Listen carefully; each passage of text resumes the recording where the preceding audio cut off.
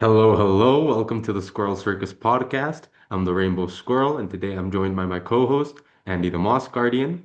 And we're going to be talking about, I believe it's called The Ruler of the World. So is The that the name? ruler of everything. The Ruler of Everything. The Ruler of Oh my God, you Everything. don't even know the title.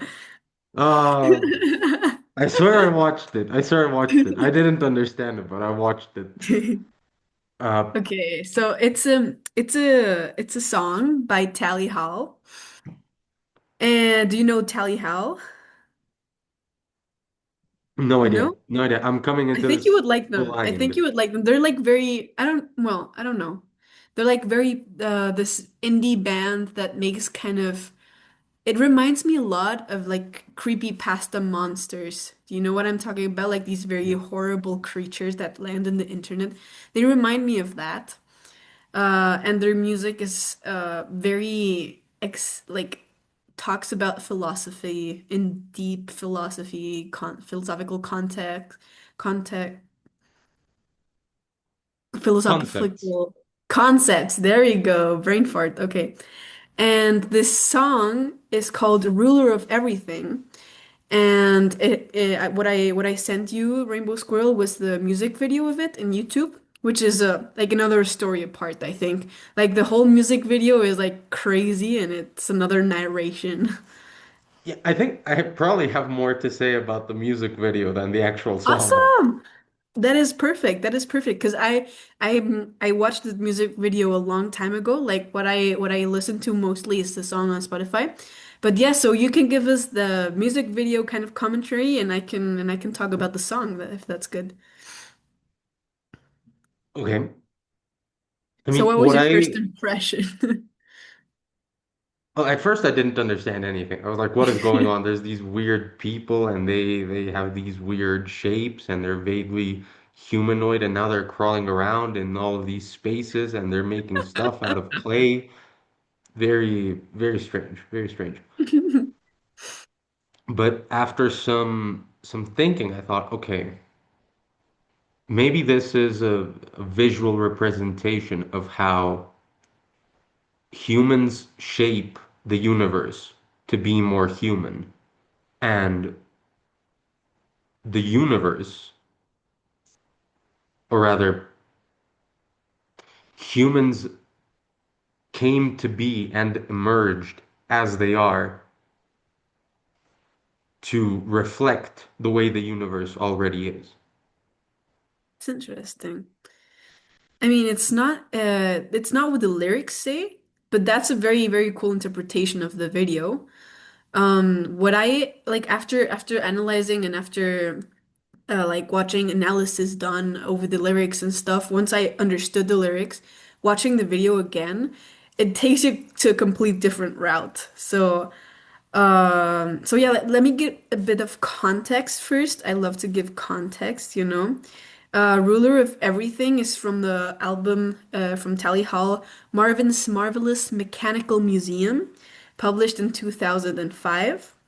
It has 17 songs, and I haven't heard too many of them, just the bidding and well, anyhow, this song it was written lyrically by one of the guys of the band. I don't remember who, but the lyricist, I think it was the vocalist, and he wrote this in the time of an existential crisis. So he wrote this in a sleepless night where he was having an existential crisis. And this guy was he was very interested in the concept of infinity. So he thought about infinity a lot. And so, yeah, you didn't understand anything of the song, of the lyrics either, right? Yeah, zero. Damn. Nice. So, I'm a blank slate. but you do, I mean, the first phrase says Juno was mad. He knew who'd been had, so he shot at the sun with a gun. So he shot the sun. And Juno. So he already gives us kind of a presentation of who's this guy Juno is. Um, Apparently Juno is mad, and in the video we see Juno as this little kind of cell guy. No, he looks like a cell. Mhm. And basically, he he goes on narrating that in the meadows and the willows, even over the sun, like everywhere, time stretches, no? At the end of a time has another begun. That's something it says. Like every end of a time is another begun. So basically time is everywhere, no? You understand mechanical hands are the ruler of everything. What do you say about this? About this Mechanical hands are the ruler of everything. It reminds me of deism, this idea that deism? God is sort of bound by the laws of logic, or at least operates through mechanisms in the universe rather than, intervening to create miracles and stuff like that. Okay. Well, mechanical hands will be the ones of the clock, no? So, I think what the author, like the guy who wrote this, I don't remember his name, but he says that mechanical hands are the ruler of everything, meaning time is the ruler of everything because mechanical hands are the ones of a clock. So he's basically saying that time is the ultimate god or whatever, no? Is the ruler Which, of everything. okay, now that I'm starting to understand the lyrics. Okay, that is reminiscent of Greek mythology and a Chronos. Zoroastrian heresy called Zirvanism. Oh. So in Greek mythology, for a very long time, Kronos is the great ruler, and Hmm. even after his defeat, it's still the planet Saturn, Kronos, that defines the passage of time, and in a sense rules the universe through that. Uh-huh. In the Zoroastrian heresy of Zervanism, a good god and an evil god. Um, and what mediates the conflict between the two is sort of a neutral principle that is the father of both, which is time. That's so interesting. So basically, the song is an encounter of Juno, this man representing all humanity, versus Kronos, basically.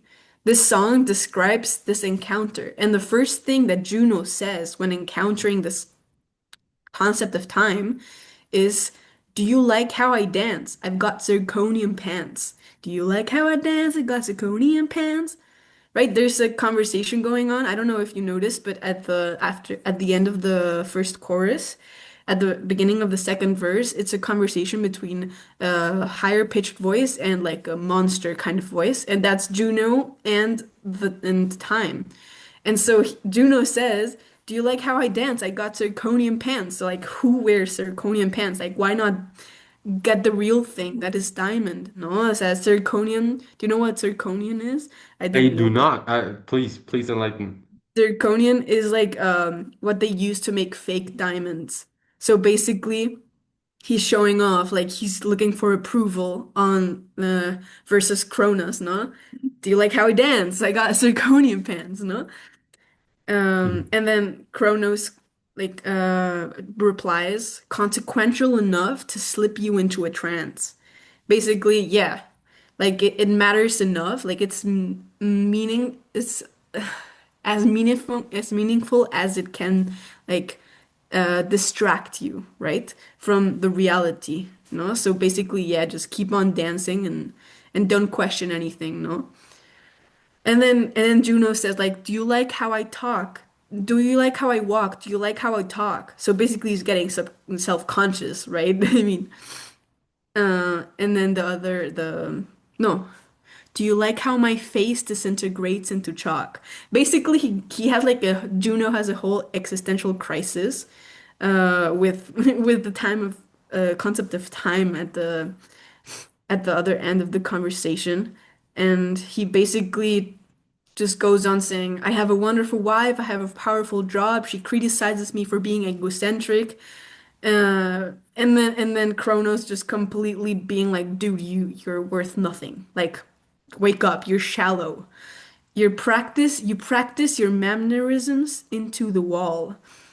Basically just go somewhere else. Like you're not gonna get anything from me, right? I saw you slobber over clovers on the side of the hill. Basically, Juno was he gives power to clovers, to good luck, right? He Mm. he craves them. He looks for them because that's something he can give him power, no? I was like, and then basically they go like this conversation evolves into I don't know if you remember in the song that some rapping goes on, like very fast speaking. Do you hear the like kind of rhythmical? Mm. That's basically Kronos saying like, hold up, come with me and see the world how I see it. And it's basically humans having existential crises como fast, no? Like meaningless. And this text slowed down says, do you hear the flibbity jibby jabber? Wait, and oh my God, I've got to get out of here, or I'll have another word to sell, another story to tell, another tanties ring a bell to he clip, and then goes and says, do you hear the clock stop when you reach the end? That's something humans think, right? Something that in the existential crisis of Juno comes into his mind. And what Kronos responds is no, you must never be ending, comprehend if you can. So basically you can't comprehend it even if you can hear it. You don't comprehend that it's the end, no? But you when you try to pretend to understand, you resemble a fool, although you're only a man, so give it up and smile. Basically be dumb, no? Is telling Juno to shut up and smile, to give it up, right? To be happy. And then it goes all over again. This song is a fucking masterpiece. I really, really love this. And by the way, guys, I did watch like a YouTube video about a guy explaining all of this. I really think you should check it out because it explains it way more than me, way better We'll than link me. it down below. Yeah. So yeah, how do you feel now that you know about the song? I mean, it makes sense. I've definitely experienced and seen people experience this sort of desperate attempt at controlling things through symbols and trinkets, only to be shown their stupidity and the stupidity of their ways and the uselessness of trying to do such things. So it that does speak to me now that you've explained it. Yeah, basically, we are all so shallow in the face of time. No? Like, how deep can a human being be if it only has 80 years to live, no? At best. At best, I'd say at least 80 years, no? Lifespan has increased, I hope. Uh, No? I don't know. I mean, it has increased in the past, but like life expectancy takes the average. That means half of people die before that. Yeah,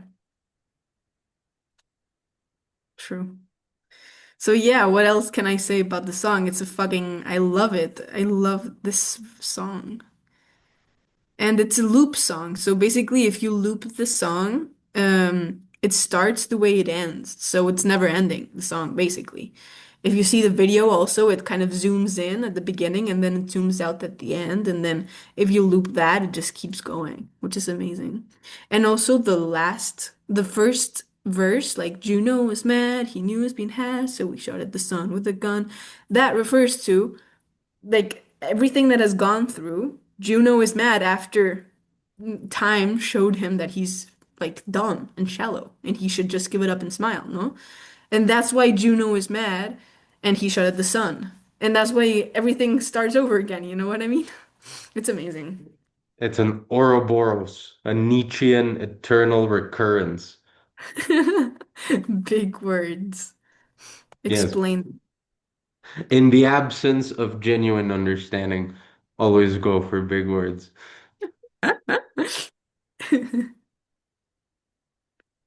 Um, I get we could talk a bit about the animation styles in it because I did find those fascinating. Hmm. There's there's obviously a mix of like drawn 2D animation and stop motion clay Yeah. animation and probably some sort of special effects on top of that to generate like the image of the galaxy guy that I assume Yes. is Kronos. Uh-huh. Like, Yeah, you said it. It has what do the you think two. about those styles? No, they're absolutely amazing. I mean, for as for the workflow that I think they did stop motion first with clay and stuff. I really like the animation. On top of that, they added the 2D animation for the little guys. And what I think they did for Chronos is I think either made a green puppet and like edited like a green screen, or they actually made a 3D kind of model on top of a real life stop motion. So on top of the stop motion, they added like a 3D kind of puppet, but I'm not sure because it looks pretty 2D too. So I don't know. 2D, I mean real life, like stop motion. But it's really, really cool. And my take on the animation, with the narration, it says that small worlds will conquer bigger ones, who will conquer bigger ones, who will conquer, you know what I mean? So like it's also kind of an infinite paradox, no? How small can you get? And how can this small being like affect the bigger ones and affect like the world, no? The same that we're doing with like going out of our planet and seeing what's outside, no? And the same way as viruses are so small and they go from cell to cell to another body to infect, no? It's kind of this range of view that is like expressed here, and it's really cool. So it's almost like maybe Juno does have a chance against Kronos. I don't know. I don't know. It could be. I don't know. But it's definitely a very, very cool song. And Tally Hal has like a whole a whole universe built by around themselves, I think. They do a lot the thing of reversing sounds, so like lyrics. So they would sing a line and then reverse it in the music so that when you play it, it's like reversed. And that gives a little Easter eggs and stuff. But yeah, I don't know what else to say, to be honest. Me neither, me neither. This is a The short shortest one, yeah. edition. Shortest, I don't know. The pilot may have been shorter. I don't remember. The pilot was really short. I bet this one's close to the pilot without a doubt. Well, it's a short edition of the Squirrel Circus podcast. The video explaining this song will be linked in the description, as of course will the music video for the song. Thanks for watching. Make sure to like and subscribe. Bye bye. Bye-bye.